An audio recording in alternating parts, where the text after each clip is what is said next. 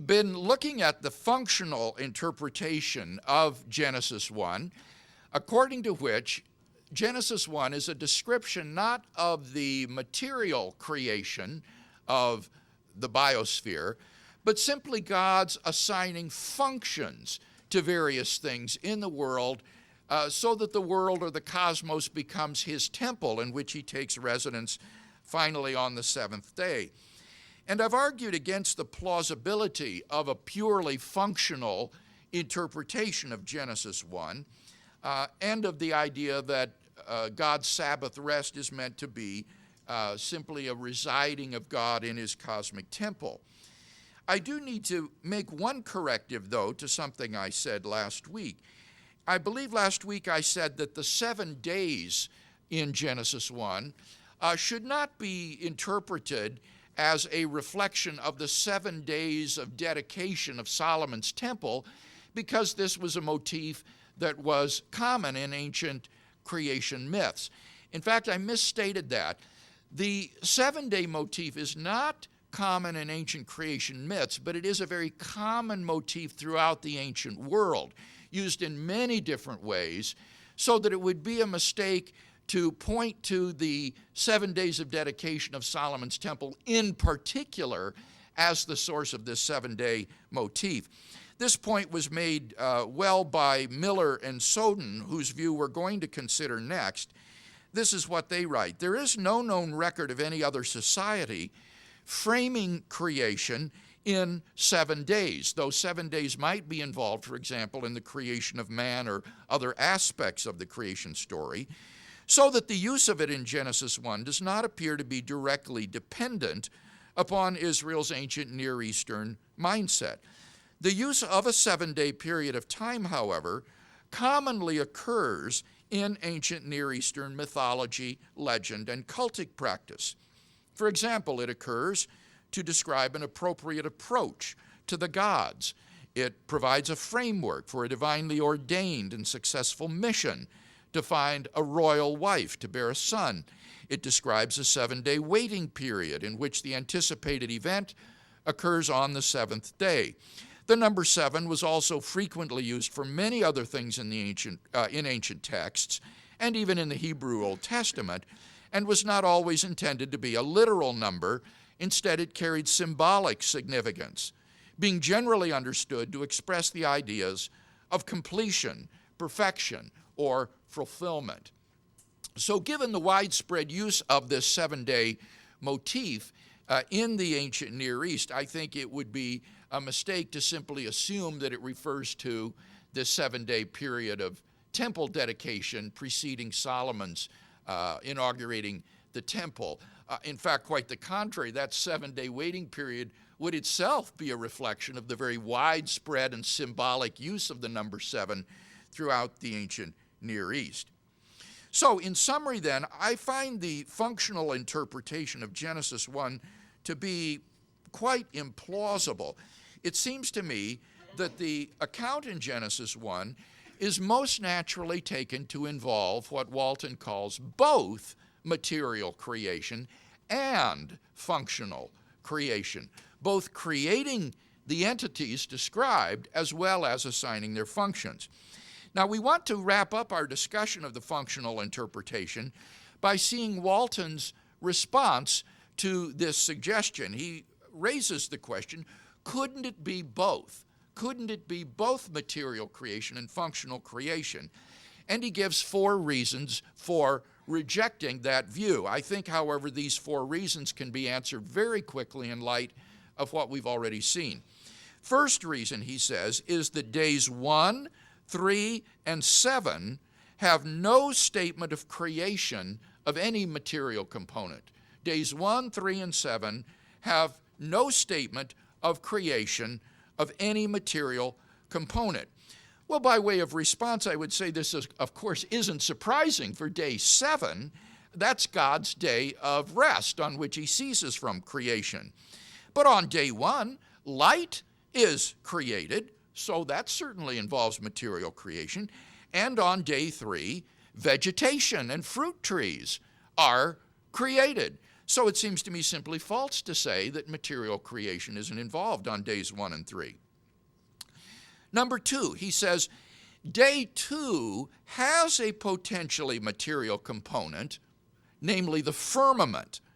But he says, and I quote, if this were a legitimate material account, then we would be obliged to find something up there, end quote. Then there would have to be this solid dome up there, and there isn't. Well, by way of response, I would say, again, this is concordism, as we saw. If the ancient Israelites thought that the firmament was solid, then they would have no problem relating an account of its material creation. So it seems to me that this second reason is not a very good reason for interpreting it purely functionally. He's letting scientific concordism guide his exegesis, which he himself admits is illegitimate. His third reason is that days 4 and 6 deal explicitly only with material components on a functional level.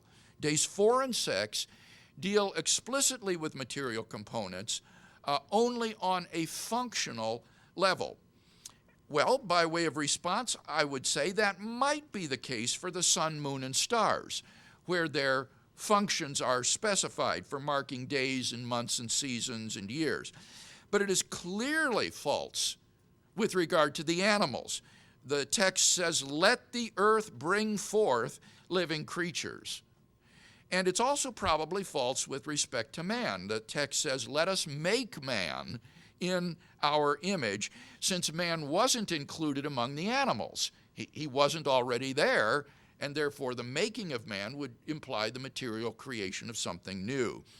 So it seems to me, again, false that days 4 and 6 deal with these material components only functionally. It does envision, I think, their coming into existence. And finally, his fourth reason is that on day 5, functions are mentioned and the word bara, to create, is used. On day 5, functions are mentioned and the word bara is used. By way of response, we've seen that bara involves efficient causation, producing the effect in being. And the material origins of birds and sea creatures on day 5 is clearly in view. So that it's just simply false that this is purely functional. On day 5, the birds and the sea creatures are created by God. So I don't think any of these reasons are at all persuasive to suggest that the account in Genesis 1 should not be read as both material creation and functional creation as well. Now, there's a good deal more I'd love to say about Walton's book, but I've taxed your patience already, I suspect, and I think that this is sufficient to show that the functional interpretation is not a very plausible option for the interpretation of the opening chapter of Genesis. Any discussion of the functional interpretation before we move on to our next interpretation? Yes, James.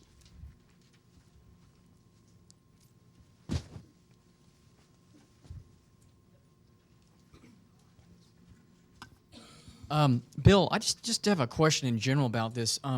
You've spent a lot of time on this, and I think you've done a good job of picking apart the theory. But I wonder why. Is this because this is something that's starting to catch on at an academic level or popular level? Is there a reason for this? Yes, there are two reasons, as I said, James, that I shared right at the very beginning. One is because I have just read Walton's book, and so it's very fresh in my mind, and I got all worked up about it and over-exercised. If maybe in 2 years' time I would cover this section, maybe I wouldn't spend so much time on it. But the freshness of it in my mind is one reason, frankly. But then in addition to that, this interpretation is one to which a certain segment of evangelical theology appeals in order to reconcile science and religion. Perhaps you've heard of Francis Collins, the head of the Human Genome Project, who is a theistic evolutionist, or as he prefers, creative evolution, and his Biologos Foundation, which is attempting to provide a sort of alternative to young earth creationism. They get a lot of funding from the Templeton Foundation, which wants to promote the dialogue between science and religion. The book carries an endorsement on its rear cover from Francis Collins, and I think that this interpretation is one that is increasingly influential in the evangelical community as a way of reconciling science and religion. If the interpretation of Genesis 1, or the meaning of Genesis 1, is purely functional, then there can't be any conflict with science, because it's not about how these things came into existence. It's just about God saying, well, this will be for that purpose, and this will be for that purpose. And as Walton says, the dinosaurs and everything else could have been flourishing and existing long before Genesis 1:1 began.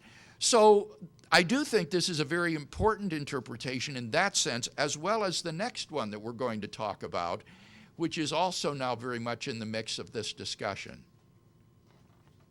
Dennis. Bill, I've read some of the writings of Francis Collins, Carl Gilbertson, and others who seem to have no problem at all with scientific concordism and the exegesis of scriptures, or Gilbertson maybe. I don't know so much. Yeah, that Collins I don't feels think that way. that's right, Dennis. Let's define again what we are meaning by concordism. I don't like the word, but it's become standard terminology today in these sorts of discussions, and so one uses it simply because you want to make sure you're all talking on the same page. Concordism does not mean that science and the Bible are in concord with each other, that there's a harmony between science and the Bible. I think we all hope that that is true, that there's concord between science and religion. But when these scholars talk about concordism, this is descriptive of a certain hermeneutical approach to the text, which says you use modern science to guide you as you read the text, and you try to interpret the text in light of modern science. I think the most obvious example of this kind of hermeneutic would be Hugh Ross. Hugh Ross reads the text in light of modern Big Bang cosmology and evolutionary theory. For example, when the scripture says that God stretched out the heavens, Ross interprets that to mean that this is the expansion of space that is predicted in the standard Big Bang model, that the metaphor of stretching out the heavens is meant to be literally the expansion of space. And he will read other elements of the scientific picture back into the text. And what people like Walton and Blocher and many others are protesting is that that's not a legitimate hermeneutical approach to the text. The proper way to approach a text is to try to discern what the original author meant when he said it, and how the original audience to whom it was written would have understood it. And that is the correct way to get at the text. Otherwise, you run the risk of importing all kinds of things into the text. And indeed, each successive generation would import its science back into the text, and the text would constantly be changing in its meaning as each successive generation tries to read its modern science into the text. Instead, you should let the text stand on its own and try to understand it within its original horizon, so to speak. How would its author and its audience have understood it? And I think that's correct. I think that that is the right hermeneutical approach. And so, in that sense, Francis Collins and Gilbertson are not concordists, quite the opposite. They would say we shouldn't try to read the text in light of modern science. Okay, well, thank you for that. That clarifies a great deal. Okay, good. Some other comment? Yes, Brad.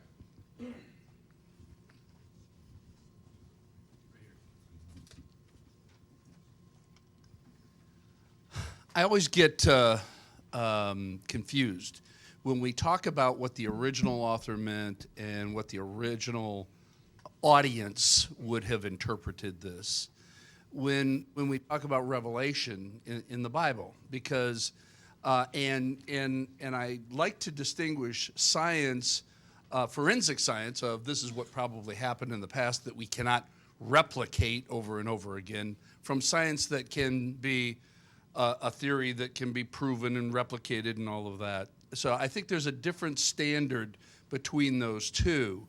So I keep coming back to, isn't the Bible written for us today? And should we not, I mean, God's intent when he wrote or directed the writing of the Bible to be a communication to us today? Well, certainly. But not just to us today. Right, It is written for all persons of all times and cultures. And in order to interpret it properly, you need to try to understand, especially the original literary genre in which it was written. For example, if you approach the book of Revelation as a book of history, then you think that in the future there's going to be giant seven-headed sea monsters crawling up out of the ocean, and sort of like Godzilla attacks New York, it's going to look like that in the future. But if you understand Jewish apocalyptic literature, you understand that these are symbols, and that in apocalyptic literature, you have all of this sort of symbolic representation of political entities and so forth, that it isn't to be taken as though it were a kind of grade B horror movie with all of these monsters and so forth. And similarly, when you read poetry in the Old Testament, like the Psalms, you need to interpret them according to the proper literary genre.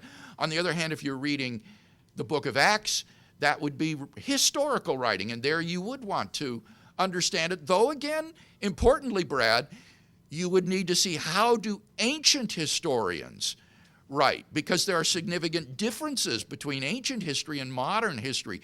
For example, ancient historians didn't always emphasize the chronology of events. They felt free to group the events thematically, and so move them around and not necessarily narrate them just in chronological succession. So I think it's important to remember that although the Bible is written for every generation and is inspired by God, it is written through the instrumentality of human beings who reflect their time and culture and thought forms. And so in order to interpret them correctly, we need to put ourselves back in their shoes and ask, how would a first century Jew have read, say, the book of Revelation or the book of Genesis? So it is for every generation, that's right, but we need nevertheless to exercise care in how we interpret it, I think. Yes, Tewan?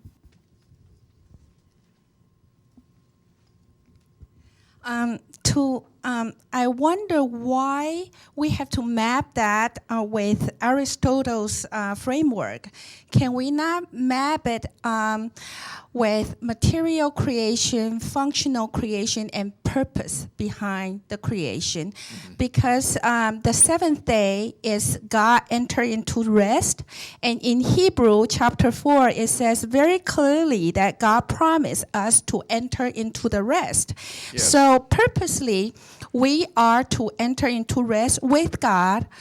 And the way that we go into this rest is that we utilize the context to take dominion of all his creation in agreement with the content, in agreement with the context.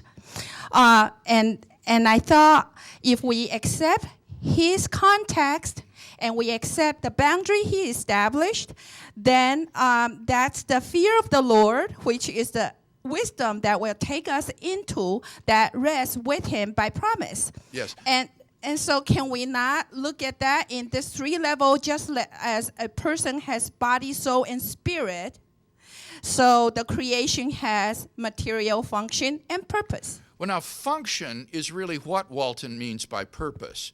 The function of a hammer, say, is to pound nails. The function of a knife is to cut. So when he talks about functional creation, he means specifying the purpose. Now, with respect to material creation, the only reason I appealed to Aristotle there was for a clarification of terminology. That's all. Just the terminology I found confusing, because when you think of the words material creation, that sounds like the creation of material things, of material objects. And so when Walton sees how the word bara is used sometimes in the Old Testament, it's talking about the creation of things that are not material objects, like create in me a pure heart, O God. It's not asking him to make some organ inside of your body. Or when it says God creates disaster, or God creates north and south. These are not material entities. And so Walton thinks, this isn't material creation. This is functional creation. Well, that's because he's misunderstood what material creation really is. It means efficient causation. When God creates a chair, he brings the chair into being. When he creates disaster, he brings disaster into being. When he creates a pure heart, he's the efficient cause of your having a pure heart. So I was simply eager to clarify the terminology, because I think because of the misleading terminology, he has led to a misinterpretation or misunderstanding of the word bara as not involving efficient causation. And it seems to me very evidently that it is efficient causation. God brings into being heavens and earth, the sea creatures on day 5, man on day 6. So that was the reason I appealed to Aristotle's terminology, simply because I thought it could bring some clarity. Okay. But I like your point about God's resting on the seventh day. Certainly, the remainder of the Old Testament and the New Testament interpret God's resting on the seventh day as his ceasing from creative activity. And that's why Israel rests on the Sabbath. They don't do any work on the Sabbath day. The Sabbath day, or the seventh day, isn't the day in which God comes to reside in his cosmic temple. It's the day on which he ceases from his creative work, and that establishes the basis for Israel's Sabbath practices too. Not only the practice, but we are called to enter into the rest with God as as our pilgrim, the end, as a goal of our pilgrimage. I see. Yes, and, that's true. Right, and also,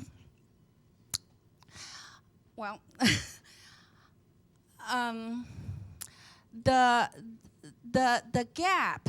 And in Hebrew, it's clear that those that cannot enter into God's rest is because of the faith issue. They don't have the faith. That means they do not accept God's context or his purpose. And God's creative purpose was distorted when Satan comes in and tempts Adam and Eve. So there are, just as there are two wisdom, one is godly wisdom, one is man's imitation of wisdom, which is worldly wisdom, so there are two purposes. One is God's creative purpose, one is man's interpretive purpose after eating the fruit from the tree of knowledge. Well, I'm not concerned to examine in detail what God's purposes might be. And what we're just interested in here, understanding, is when we look at the first chapter of Genesis, is this just purely functional, or is it both functional and what he calls material creation? Anybody else have a comment on this view? Thank you. Yes.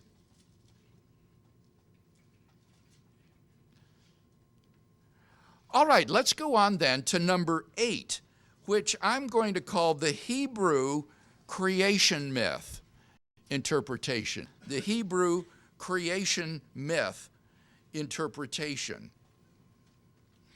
Miller and Soden, in their new book, In the Beginning, We Misunderstood, 2012, lay out this interpretation of Genesis chapter 1.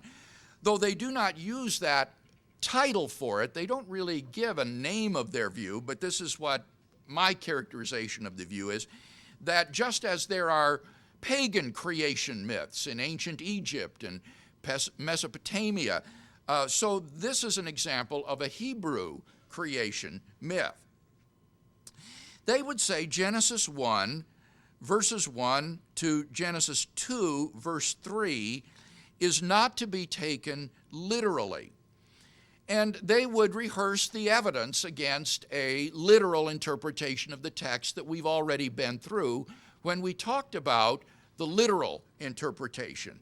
And they would present, and do present, those same considerations that lead them to think that this text is not to be taken literally.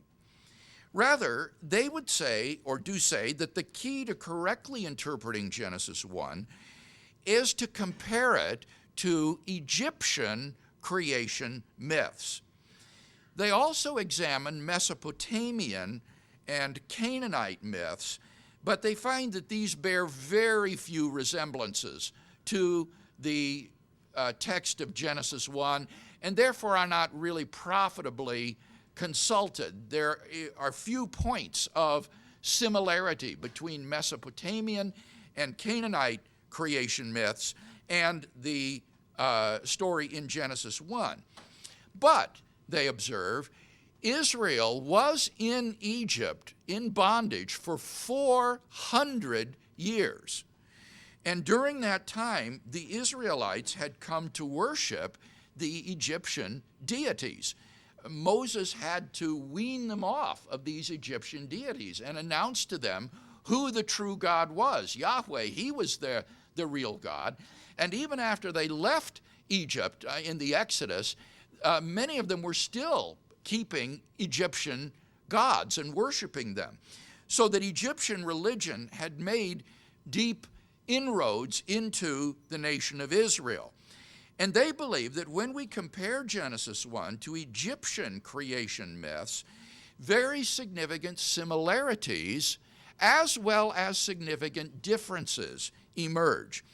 And the differences will help us to see how Israel sought to create, how Israel sought to reject or correct these pagan myths that they had received while in Egypt. The similarities will show the connections with Egypt, but the stark differences will show the way in which Israel attempted to correct these pagan creation stories.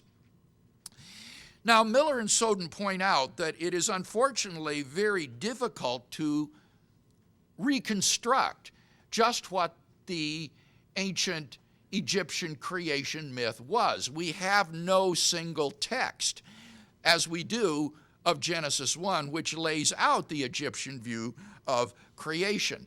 Rather, the Egyptian view of creation has to be cobbled together from all sorts of different texts over a couple of thousand years in order to try to sort out a sort of coherent view. They write, and I quote, "There is no single Egyptian account known to date that describes the complete Egyptian perspective on creation. Instead, we have to put together a mosaic of bits and pieces recorded in various documents.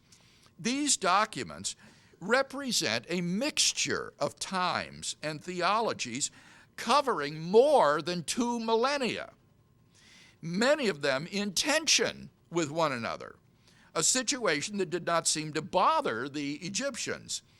For the most part, Egyptian creation documents consist of brief statements and allusions scattered among many inscriptions, pyramid texts, coffin texts, the Book of the Dead, and other inscriptions. So we don't have a single coherent Egyptian creation myth. Rather, this is a reconstruction that scholars have made based upon a diversity of brief snippets and inscriptions over thousands of years. But on pages 78 to 80, they attempt to summarize the outlines of the Egyptian creation myth, and I will read this passage to you. Before the beginning of creation, there was only an infinite, dark, watery, chaotic sea. There was nothing above the sea or below the sea. The sea was all there was.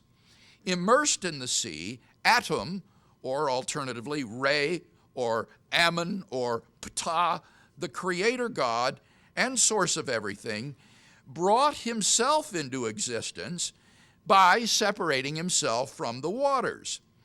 Egyptian cosmologies that view Amun as the creator, or even as one of the four initial qualities of the pre-creation matter, watery, unlimited, dark, imperceptible, from which creation emerges, would then also understand the wind to be present in the water because Ammon was also the god of wind. Since Atum, Amun, and Re are all connected with the sun, light was then in existence even though the sun itself had not yet risen. While several means of creation are used interchangeably in the Egyptian accounts, including sneezing or spitting and masturbation, in many accounts, Atum, or one of the other gods noted above, spoke the universe into existence. This new creation, or universe as conceived by the Egyptians, began with the separation of the waters to create the atmosphere, a bubble of air, known as the god Shu in the midst of this endless mass of water. Atum's command separated the surface of the waters in the sky from the earth. The waters receded and the first mound of earth appeared. The sun, already in the waters before the separation of the atmosphere, rose for the first time as the main event of creation. And so the basic universe was formed, a bubble of light, air, earth, and sky in the continuing infinity of dark, motionless water. The universe was actually composed of thousands of gods, all of which were part of Atum. In the Egyptian understanding, because all the elements and forces that a human being might encounter in this world are not impersonal matter and energy, but forms and wills of living beings, beings that surpass the merely human scale and are therefore gods. Into this universe, Atum commanded the creation of plants and animal life. Re formed man as his image. Khnum fashioned man on a potter's wheel with the breath of God, giving life to the image. In some accounts, man springs from the tears of the eye of Atum, the sun. After speaking into existence the universe and its millions of gods with their towns, shrines, and offerings, Ptah rested with everything in order. In Egyptian theology, all of creation was done in a single day, which was called the first occasion. So I think you can probably see from that account certain similarities as well as enormous differences between the Egyptian creation myth and the account found in Genesis 1. There are points of similarity. One thinks, for example, of the primeval waters, the darkness over the deep, and then the Spirit of God or the wind moving over the surface of the water. But then significant differences as well. And what Miller and Soden maintain is that the goal of the author of Genesis is not to correct so much the physical descriptions found in these Egyptian creation stories as in correcting their theology of creation. For example, you notice how the author of Genesis completely demythologizes the natural world, gets rid of all of these gods and goddesses, and instead has the single creator God who is the source of everything, is not himself self-created or comes out of the water, but is sovereign and transcendent. So what the goal of the narrative is not to correct the physical description so much as to correct the theology. This is what they write. In most cases, the biblical writer uses common motifs to demonstrate the stark differences in the Hebrew presentation of God. In other words, the considerable differences show that Genesis is not copying, but recasting the events of creation in order to argue strongly for a different theology. Now, when we meet next time, I will describe for you that theology as Miller and Soden understand it and show the ways in which the theology of creation in Hebrew understanding differs from the theology of creation in these Egyptian creation myths.